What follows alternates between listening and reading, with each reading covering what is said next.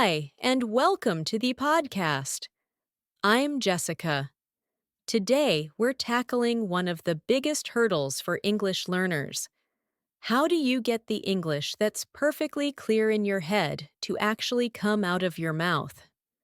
We're going to show you how a technique called podcast shadowing can finally make that happen. And I'm Adam. I'll be the first to admit I was way too shy to speak English for the longest time. I could understand pretty much everything, but speaking felt like a totally different skill. It's that classic feeling, isn't it? You feel so smart on the inside, but the second you open your mouth, your brain just hits the brakes. It's a feeling almost every learner goes through.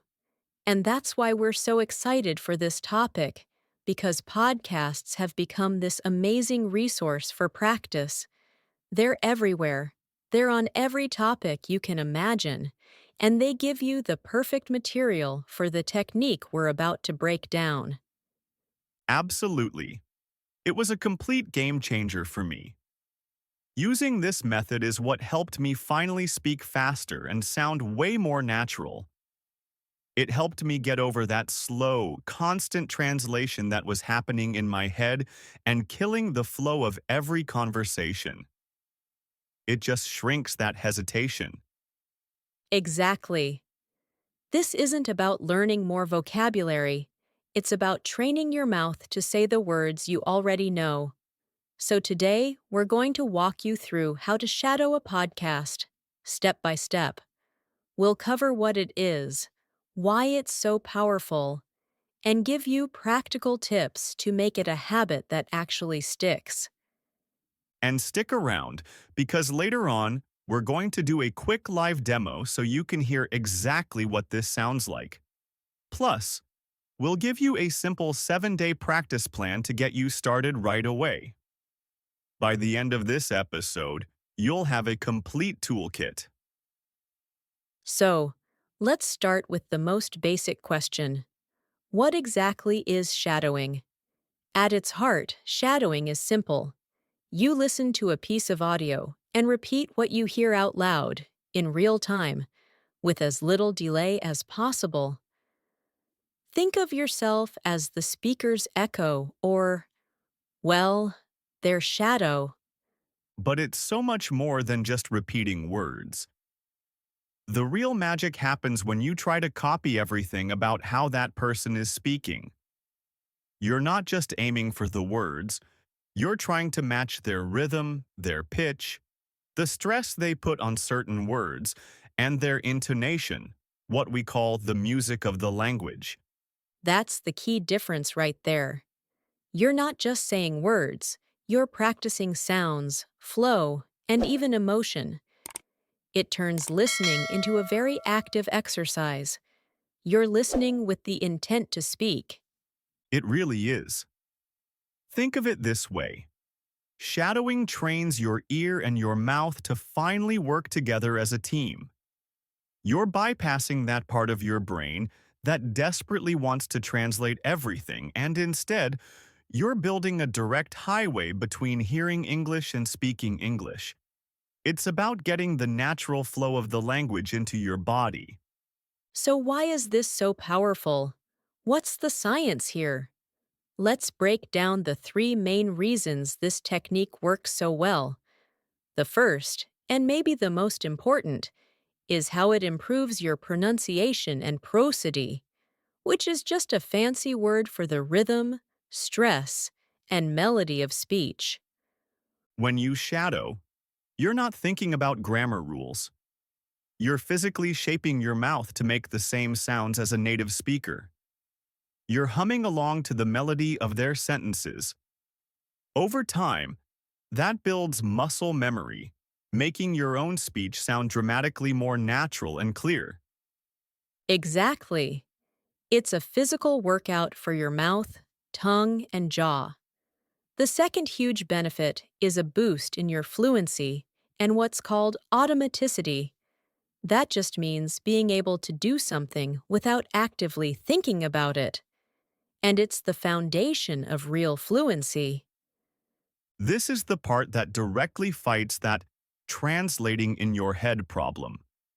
Because you have to listen and speak almost at the same time, your brain doesn't have time to translate from your native language. This forces you to start thinking in English and cuts down on those awkward pauses and hesitations that make you feel so self-conscious. It's such a powerful way to break that habit. And the third benefit, which often gets overlooked, is how much it sharpens your listening skills and helps you hold on to new words. When you shadow, you're forced to listen incredibly closely, not just for words, but for how they're linked together in a natural stream of speech. Right? You start to notice little things you'd normally miss with passive listening. And when you actually say a new word or phrase out loud, in a real sentence, you create a much stronger memory of it. It's way more effective than just seeing a word on a list and memorizing a definition. You've actually used it. Okay, let's get to the most important part. How do you actually do this? We're going to walk you through a simple, four-phase routine. This structure is designed to give you the best results without feeling overwhelming. But before we get to phase 1, there's a crucial step 0. Step 0 is all about choosing the right material. This is so important.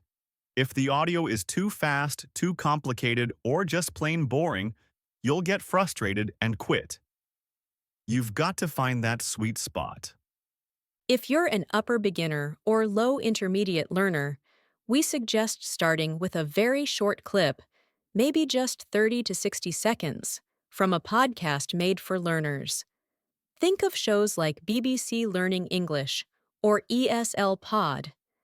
They speak slowly and clearly, which is perfect when you're starting out. And if you're at an intermediate level, you can handle a little more. Try a 60 to 90-second clip from a story-based or conversational podcast, a short news story from a show like The Daily, or a clear one-on-one interview can work really well. For advanced learners, you can challenge yourself with a clip from a TED Talk or a faster-paced interview. The most important thing is that it should be interesting to you, and it absolutely needs to have a transcript available.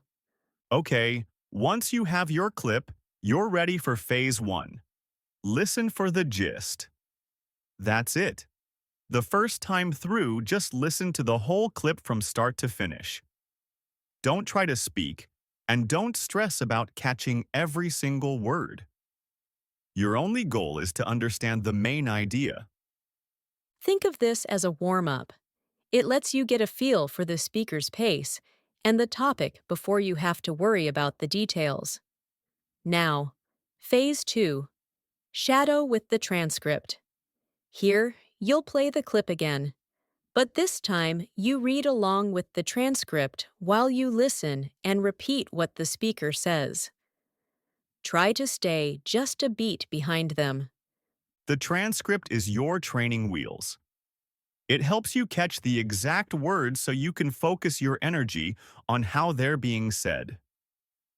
Really listen for the stressed words and the overall melody. For instance, if the line is, "I like my coffee black, no sugar, no milk," you'd try to match that emphasis on coffee and the quick rhythm of no sugar, no milk. Phase 3 is where the real work begins. Shadow without the transcript. Now you put the text away. You're relying only on your ears. Play the clip sentence by sentence, or even phrase by phrase, and repeat what you hear.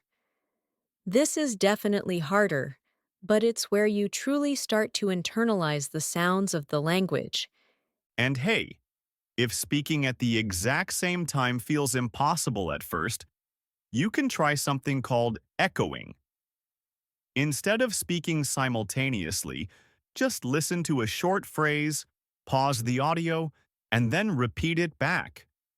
It gives you a little more breathing room but keeps you focused on sound and rhythm. And finally, Phase 4. Record and compare. Please do not skip this step.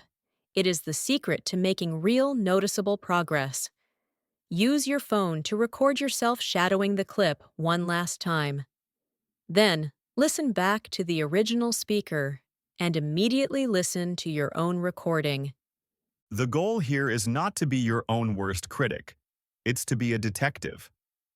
Listen for just one or two specific differences. Maybe your rhythm sounds a little flat, or you're fumbling a particular sound.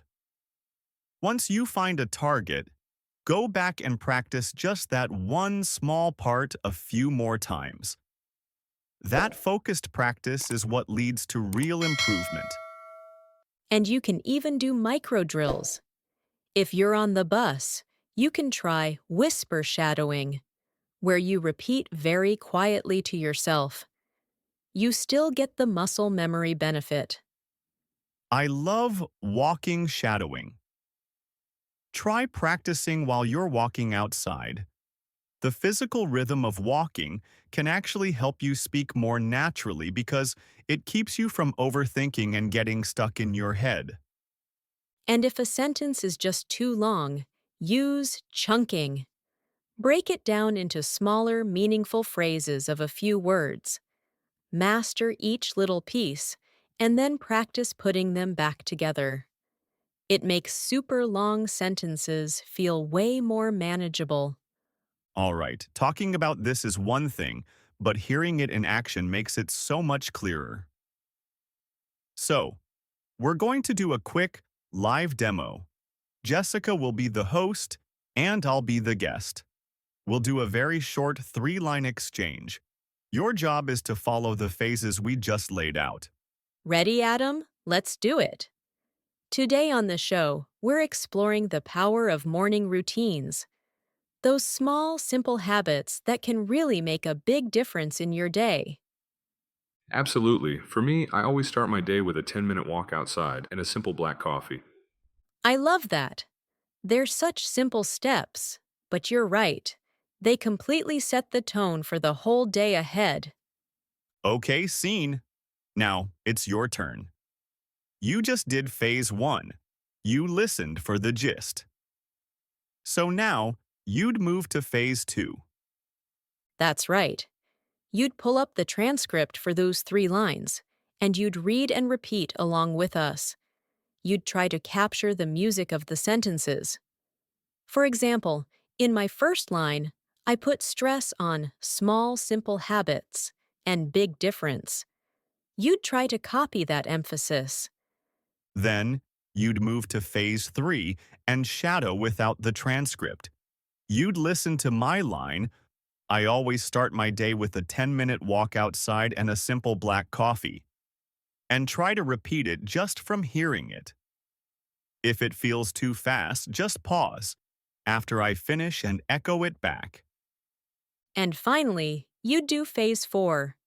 Record yourself shadowing that entire 3-line clip. Then compare it to our original recording. Maybe you'll notice you said 10-minute walk instead of 10-minute walk, where the stress pattern is a little different. That becomes your small, specific target for improvement. Okay, so you have the method, but how do you actually turn this into a habit? The single most important tip is to keep your sessions short and frequent. You will get so much more out of 15 minutes every day than one long 2-hour session on a Sunday. Consistency is everything. Absolutely. And be smart about picking your clips. When you're starting out, try to choose audio with a clear, single speaker. Monologues are way easier to shadow than fast-paced conversations with people talking over each other. And always find audio that has a transcript. It's your most valuable tool. Here's another powerful tip. Don't feel like you need a new clip every single day. Working with the same 60-second clip for 2 or 3 days in a row can be incredibly effective. Day 1, you might just focus on getting the words right. Day 2, you can ignore the words and focus entirely on the rhythm. Day 3, maybe you zero in on one specific vowel sound. This repetition is what really burns the patterns of the language into your brain. As you get started, you're definitely going to run into a few common roadblocks. The first one we hear all the time is, I just can't keep up. The speaker is way too fast. This is completely normal, I promise. The first fix is to use that echoing technique we mentioned. Listen, pause, speak. It gives you time to breathe. You can also use an app or a tool to slow the audio down to 0.75x speed. Just don't get stuck there forever. The goal is to work your way back up to normal speed. The next big one is psychological. I feel so silly talking out loud to myself. This feeling is a huge barrier for so many people. The key is to lower the stakes. Start by whisper shadowing. You're still getting most of the physical practice without feeling so loud and exposed. Also, just control your environment. Practice when you're alone in your room, in the car, or while you're out for a walk with headphones in. For all anyone knows, you're just talking on the phone. And remember, that recording is for you and you alone. It's a private diagnostic tool, not a performance for an audience. Finally, what if you feel like, I'm doing this every day, but I'm not getting any better? This frustration usually comes from a lack of focus. If you're just mindlessly repeating, you won't see much progress. This is why Phase 4, record and compare, is so important. You have to become an active listener of your own voice. Exactly. Don't try to fix everything at once. Pick one tricky phrase, just one. Drill that phrase 5 times. Then record it and compare your version to the original, listening only for that one phrase. That kind of targeted, deliberate practice is what smashes through plateaus. We've covered the how-to, but let's be real. The biggest roadblock is often in our own minds.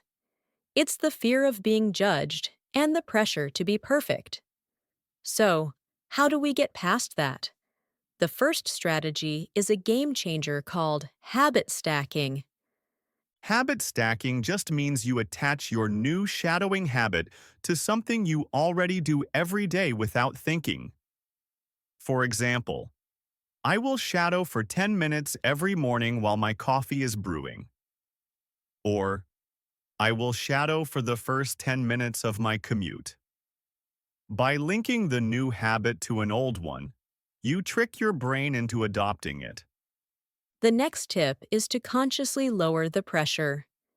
Give yourself permission to be imperfect. When you're shadowing, the goal is flow, not perfection. Starting with whispering or only recording for yourself are great ways to dial down the anxiety that makes you freeze up in real conversations. You're taking away the audience, which helps silence your inner critic. It's also incredibly motivating to make your progress visible, because it can feel like you're not improving day to day, but you are. We really recommend keeping a simple practice log. Just jot down the date, the clip you used, and how long you practiced. Maybe add one small win, like, today, I really nailed the rhythm on this one phrase. And this is why you save those recordings. After a month, go back and listen to your recording from day 1. The improvement will be so obvious. Hearing your own progress is the most powerful motivation there is. It's concrete proof that your hard work is actually paying off. One last idea for those who need an extra push is to find some social accountability. This doesn't have to be scary. You could find one study partner and agree to text each other your 1-minute recording at the end of each week. Just knowing someone is expecting it can be a huge motivator to actually do it.